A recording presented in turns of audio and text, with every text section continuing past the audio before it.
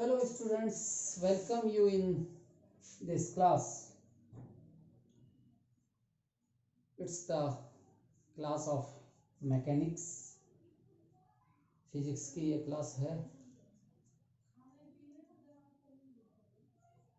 Mechanics का ये paper first paper होता है बीएससी पार्ट फर्स्ट में, और विद्यार्थियों इसके मैं पहली यूनिट के 15 लेक्चर आपको इससे पहले अपलोड कर चुका हूँ. ये मेरा 16वां लेक्चर है, 16th. आज का टॉपिक है पृथ्वी के सापेक्ष कण या वस्तु की गति, मोशन ऑफ ए पार्टिकल और the body with respect to earth. पृथ्वी के सापेक्ष. तो विद्यार्थियों, पृथ्वी के बारे में हम ये कहते हैं कि पृथ्वी हमारी एक गोलाकार पिंड है. It is the spherical body, और ये एक एक्सिस यानी कि अक्ष कहें, इस अक्ष के सापेक्ष लगातार घूर्णन गति करती है. इसकी घूर्णन गति का कोणीय वेग omega, that is 7.29 into 10⁻⁻5 radian per second होता है. 7.29 यानी कि nearly equal to 7.3 into 10⁻⁻5 radian per second. इतना इसका कोणीय वेग है. ये अपने अक्ष पर घूर्णन गति करती है. इसके अलावा पृथ्वी सूर्य के चारों ओर भी गति करती है, चारों ओर मोशन करती है. वो उसकी कक्षीय गति है. तो दो तरह की मोशन हो गई, एक तो ऑर्बिटल मोशन और दूसरा स्पिन मोशन. तो इट्स द स्पिन मोशन, अपनी अक्ष के सापेक्ष घूर्णन गति करना, ये स्पिन मोशन है. और सूर्य के चारों ओर revolutionary motion, that is orbital motion, कक्षीय गति. तो हम ये मान के चलते हैं कि रिवोल्यूशनरी मोशन यानी कि कक्षीय गति का मान स्पिन की इस गति के सापेक्ष नगण्य होता है. तो मेनली इसका स्पिन मोशन, और स्पिन मोशन के आधार पर हम इस पृथ्वी को एक घूमता हुआ तंत्र मान सकते हैं.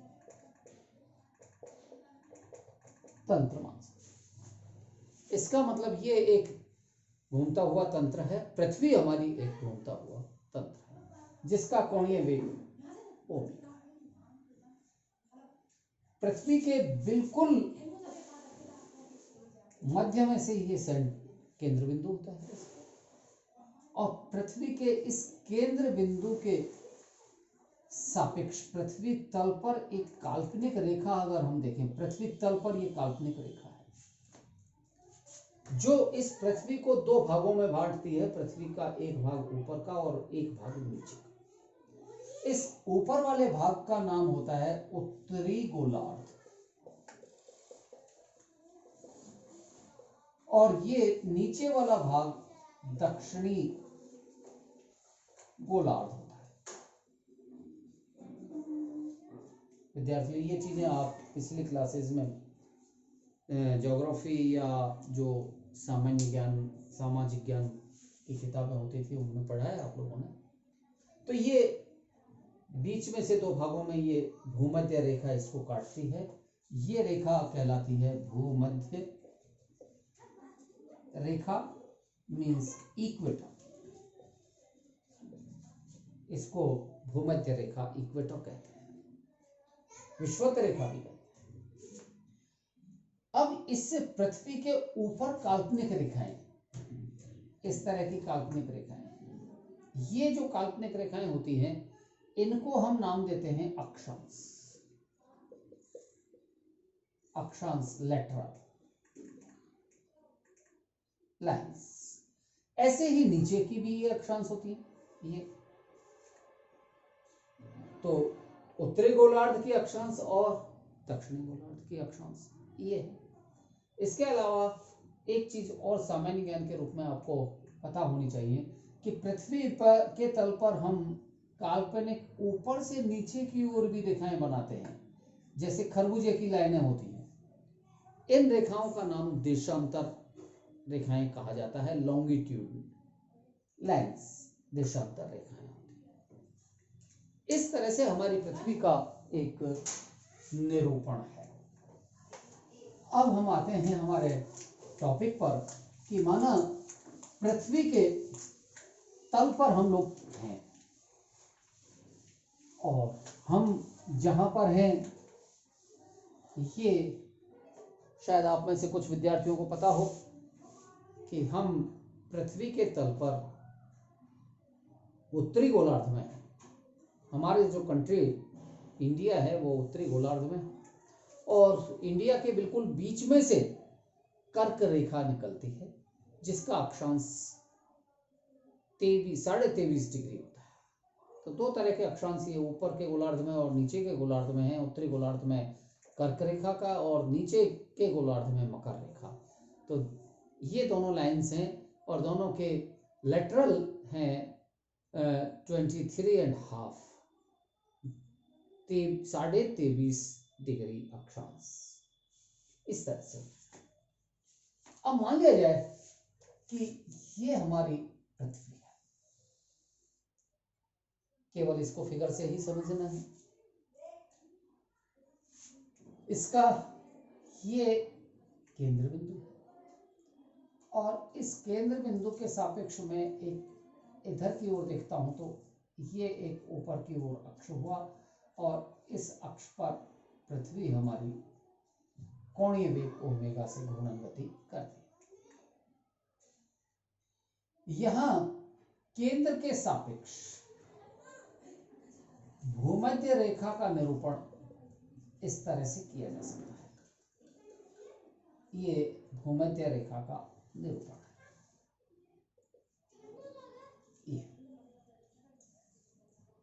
यानी कि यहां लैम्डा इज इक्वल टू 0 भूमध्य। मान लिया जाए कि कोई वस्तु इस P बिंदु पर है, ऑब्जर्वेशन पॉइंट यहां पर P बिंदु लेता हूं मैं, ये बिंदु P बिंदु। जैसे मैं खुद खड़ा हूं, आप हैं, हम और आप, तो पृथ्वी के तल पर हैं, ये पोजीशन कोई पोजीशन हो सकती है और ये लैम्डा अक्षांश की पोजीशन है। तो लैम्डा अक्षांश का मतलब है कि ये इस तरह की पोजीशन होगी, इस तरह से। ये एक इसका लैम्डा अक्षांश की पोजीशन, ये पॉइंट। इसमें यहां से ये सीधा मैं देखता हूं तो ये आर दूरी और अगर मैं यहां से एक यूं मिलाता हूं इसको, तो ये कैपिटल आर पृथ्वी की त्रिज्या, केंद्र बिंदु से ओ, ये ओ डैश बिंदु इस तरह से केंद्र है,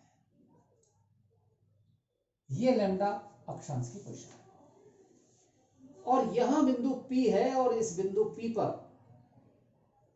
कोई गति का निर्धारण होता है।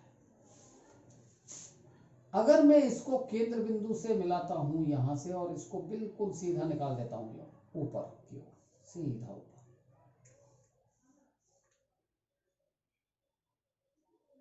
तो ये डायरेक्शन वर्टिकल डायरेक्शन होगी, ऊर्ध्व दिशा होगी, जो कि जेड डैश का, या इसको हम कहें के डैश का, इसका एकांक सदिश के डैश, इस तरह से केंद्र से निकलने वाली, बिल्कुल केंद्र से अगर हम सीधा नीचे चले जाएंगे तो केंद्र पर पहुंचेंगे, तो हमारे ऊपर ही। इसी तरह से यहां पर कोई ये इस तरह से कोई हम खड़े हैं, ये तो केंद्र से निकलने वाला ये थोड़ा सा 2 डायमेंशन का केस है।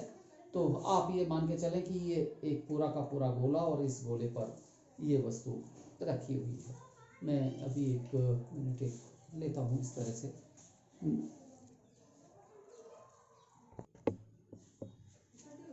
यस, ओके, सी हियर कि ये बिल्कुल बीच में से जो लाइन बनी हुई है, ये वाली लाइन, ये बिल्कुल बीच में से, तो ये तो इसकी है इक्वेटर, भूमध्य रेखा। और मान लिया जाए कि किसी प्रेक्षक के रूप में यहाँ पर कोई व्यक्ति है, तो ये व्यक्ति इस पृथ्वी तल पर यूं खड़ा होगा सीधा, तो ये इसकी ऊर्ध्व दिशा होगी, के कैप वाली दिशा ये होगी, जेड दिशा।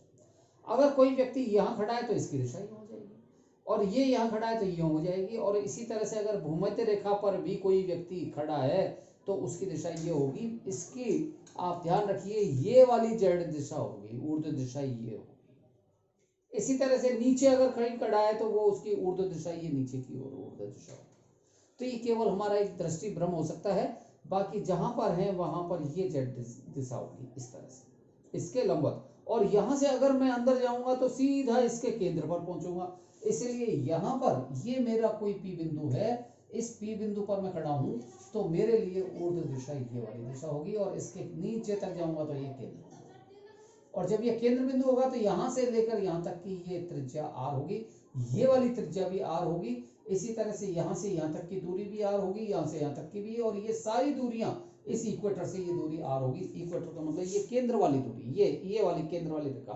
तो इस केंद्र वाली रेखा से केंद्र की दूरी, सारी की सारी दूरियां पृथ्वी के त्रिज्या के बराबर होगी, वो भी यहां से बराबर होगी।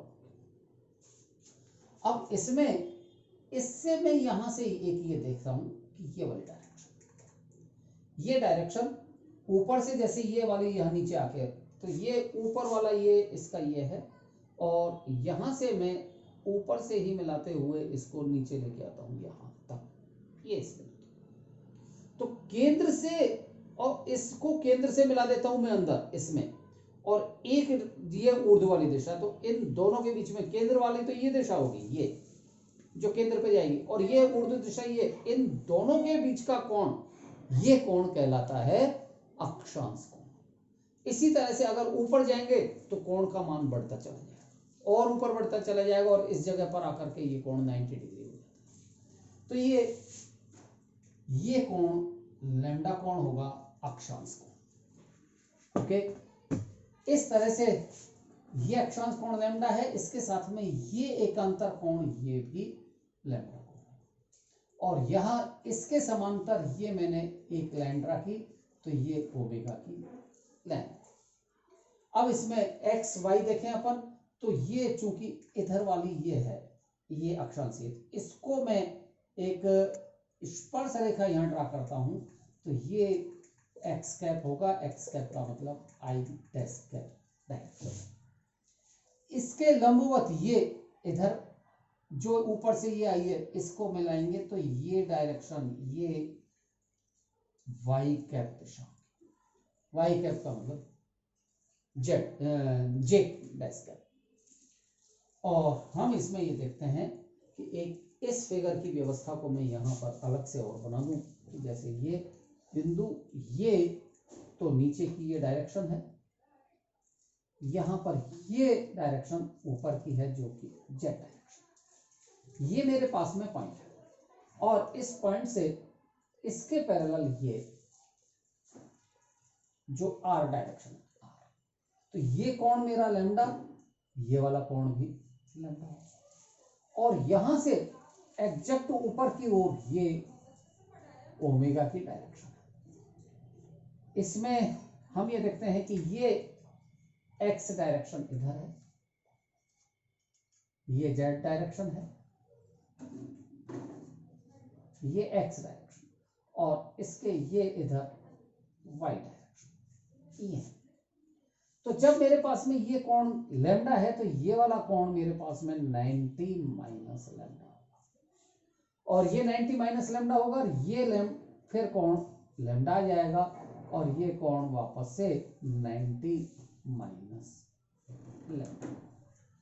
तो ये एंगल लैम्डा और ये एंगल 90 माइनस लैम्डा मीन्स अब मेरे पास में मैं ये कहूं कि इधर की ओर ये डायरेक्शन तो ओमेगा की, और इसके साथ में ये डायरेक्शन वाई की, और ये डायरेक्शन जेड की। तो ये कोण तो 90 माइनस लैम्डा, और ये कोण लैम्डा, वाई और जेड ये परस्पर लंब होते हैं, तो ये ओमेगा के साथ में ये डायरेक्शन बन गया। इसका मतलब है कि पृथ्वी का जो कोणीय वेग है, इस कोणीय वेग के दो घटक हैं, एक घटक तो y दिशा में है और दूसरा घटक z दिशा में है। तो ये दोनों घटक हैं पृथ्वी के, एक ओमेगा, ओमेगा का z घटक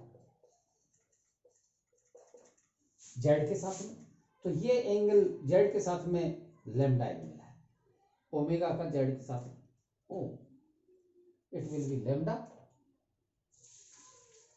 ये बिल्कुल y के साथ में ये लैम्डा, y के साथ ये लैम्डा, और ये 90 minus lambda, 90 minus lambda, yes. तो z अक्ष के साथ में 90 माइनस लैम्डा मीन्स ये घटा हो जाएगा ओमेगा कॉस 90 माइनस लैम्डा, यानी कि ओमेगा साइन लैम्डा।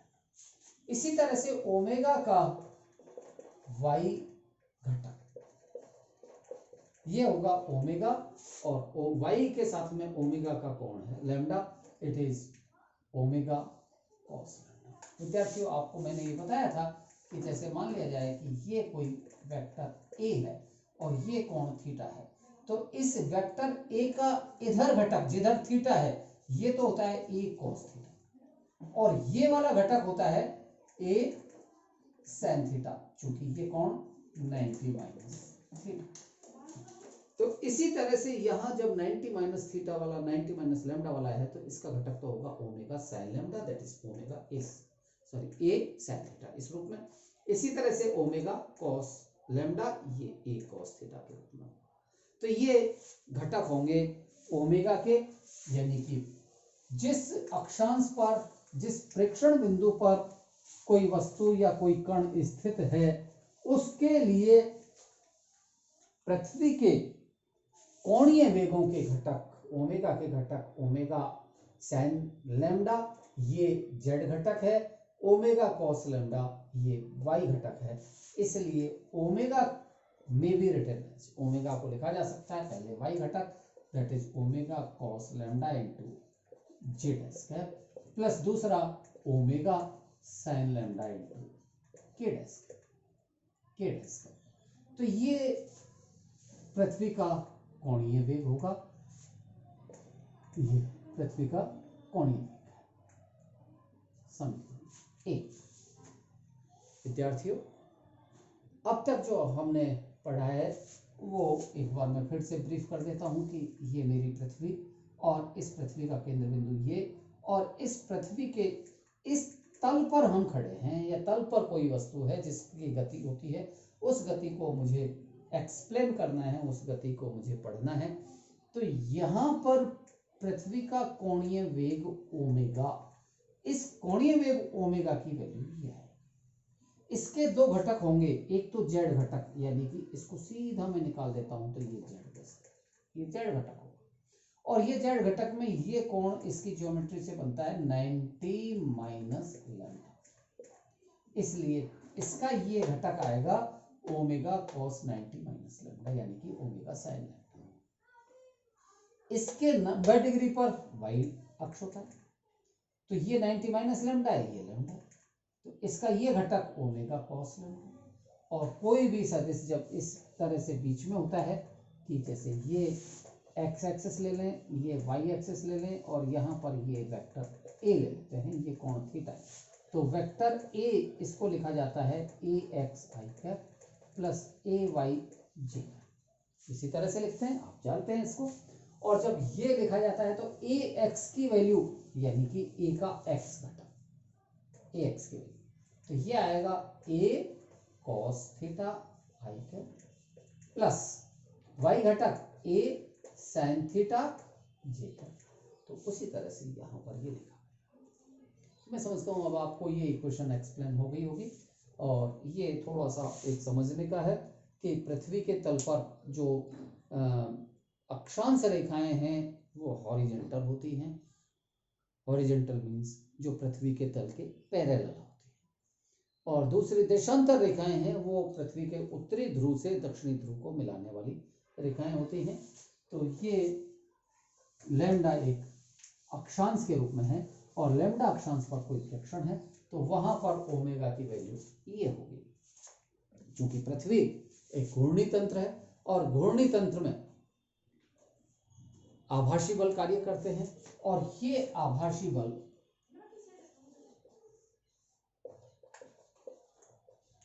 दो तरह के हैं। एक तो कोरियोलिस फोर्स और दूसरा है fictitious. Coriolis it is the fictitious, दूसरा है सेंट्रीफ्यूगल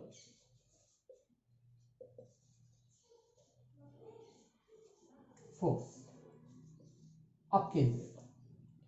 तो हम कोरियोलिस बल का प्रभाव देखेंगे कि कोरियोलिस बल का क्या प्रभाव पड़ता है पृथ्वी के घूर्णन के कारण या पृथ्वी की घूर्णी गति के कारण। क्योंकि पृथ्वी एक घूर्णी तंत्र है, तो इसके कारण कोरियोलिस बल का क्या प्रभाव पड़ेगा, ये अगले लेक्चर्स में मैं आपको बताऊंगा। धन्यवाद।